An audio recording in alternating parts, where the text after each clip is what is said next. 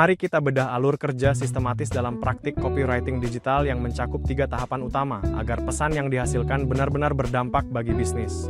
Tahap pertama dimulai dengan discovery dan compliance, di mana kita wajib menetapkan indikator kinerja utama seperti rasio klik serta konversi sejak awal, sekaligus memastikan seluruh proses mematuhi aspek hukum melalui persetujuan opt-in sesuai Undang-Undang Pelindungan Data Pribadi atau UU PDP.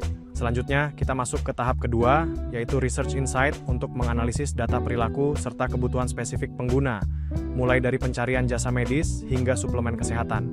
Temuan inilah yang kemudian menjadi fondasi bagi tahap ketiga, yaitu ideasi copywriting. Pada fase kreatif ini, kita merancang berbagai varian pesan mulai dari gaya bahasa generik, personal, hingga promosi yang disesuaikan dengan profil persona audiens. Melalui rangkaian proses yang terintegrasi antara kepatuhan hukum, kekuatan data, dan kreativitas ini, kita dapat menciptakan strategi komunikasi yang presisi dalam menjawab tantangan bisnis di era digital agar setiap narasi memiliki relevansi tinggi bagi target sasaran. Meneruskan alur kerja sebelumnya, kita masuk ke tahap lanjutan yang diawali dengan eksperimen melalui metode pengujian AB. Pada fase ini, berbagai variasi naskah diuji secara simultan bersama dengan pengaturan waktu pengiriman, baik secara statis maupun menggunakan teknologi kecerdasan buatan melalui fitur AI Delay. Setelah data performa terkumpul, langkah krusial berikutnya adalah evaluasi untuk memilih varian yang memberikan hasil terbaik, khususnya yang memiliki angka rasio klik dan konversi tertinggi. Hasil pilihan tersebut kemudian akan memasuki tahap scale up, di mana pesan paling efektif akan diterapkan kepada seluruh basis pengguna, sembari terus memperbarui konten agar selaras dengan tren musiman yang berkembang. Secara esensial, inti dari proses ini adalah siklus berkelanjutan yang mencakup riset, ideasi, pengujian, evaluasi, hingga peningkatan skala dan pembaruan secara berkala. Dengan menjalankan tahapan sistematis ini, setiap keputusan komunikasi yang diambil akan selalu berpijak pada data nyata dan bukti performa di lapangan, sehingga mampu memberikan dampak yang terukur bagi pertumbuhan bisnis. Pemahaman mendalam terhadap alur kerja ini akan membantu kalian menjadi praktisi digital yang lebih strategis dalam merancang kampanye yang tidak hanya kreatif, tetapi juga sangat efisien dalam mencapai target performa yang telah ditetapkan oleh perusahaan. Mari kita pelajari bagaimana implementasi setiap detailnya dapat memberikan nilai tambah bagi pengalaman pengguna secara keseluruhan. Sebagai rangkuman dari studi kasus Halodoc, kita dapat menarik 4 poin pembelajaran utama mengenai solusi komunikasi digital yang efektif. Pertama, pemilihan waktu pengiriman notifikasi sangatlah krusial, di mana pesan harus dikirimkan sesuai dengan jam aktif pengguna, bukan berdasarkan jadwal yang statis.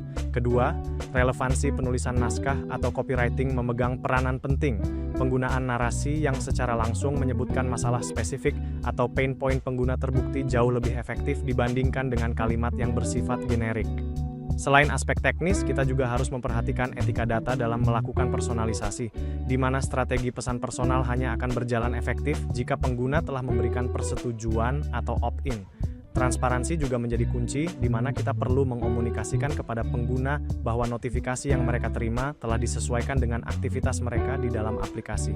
Terakhir, kita harus memahami bahwa proses pembuatan naskah iklan bukanlah sebuah hasil akhir yang sekali jadi, melainkan sebuah eksperimen berkelanjutan yang harus terus diuji, diukur, dan dioptimalkan secara berkala. Dengan mengintegrasikan ketepatan waktu, relevansi konten, etika penggunaan data, serta siklus pengujian yang konsisten, kita dapat membangun strategi komunikasi yang tidak hanya meningkatkan performa bisnis, tetapi juga menjaga kepercayaan pengguna dalam jangka panjang. Mari kita terapkan prinsip-prinsip ini ke dalam setiap proyek kreatif yang kalian kerjakan agar menghasilkan dampak yang lebih bermakna.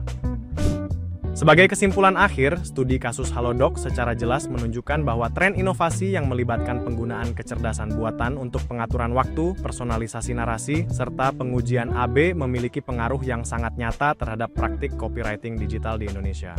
Implementasi teknologi ini membuahkan hasil yang impresif, di mana angka rasio klik atau CTIR meningkat hingga 3 kali lipat lebih tinggi dan tingkat konversi naik sebesar 1,7 poin persentase. Selain peningkatan performa, efisiensi biaya juga berhasil dicapai dengan menurunnya biaya per transaksi secara signifikan sebesar 12%. Kunci utama dari kesuksesan ini terletak pada tahapan kerja yang sangat sistematis, mulai dari riset mendalam, ideasi kreatif, eksperimen yang terukur, hingga peningkatan skala atau scale up. Bagi rekan-rekan mahasiswa, pelajaran paling berharga yang bisa diambil adalah bahwa copywriting modern bukan lagi sekadar kreativitas dalam merangkai kata, melainkan sebuah kombinasi strategis antara analisis data, pemahaman psikologi pengguna, penguasaan teknologi, serta kepatuhan terhadap hukum yang berlaku.